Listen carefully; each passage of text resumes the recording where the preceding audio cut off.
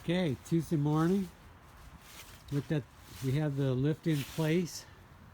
I've been just trying to decide, do I just repair that little spot or do I try to do some major roof work here and tear off that whole bottom part? Looked at the forecast.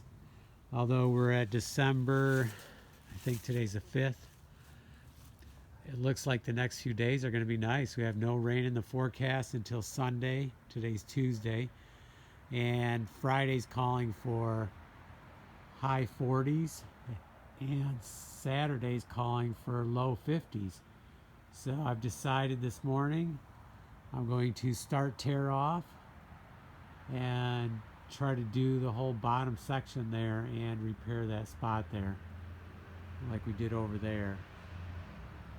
So I got some buckets ready. I just leveled off the lift, which is always good.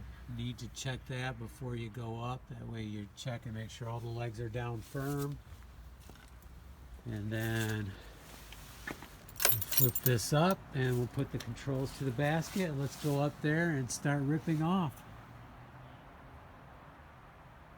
I only have about a half hour, but we can get started and then resume tomorrow morning.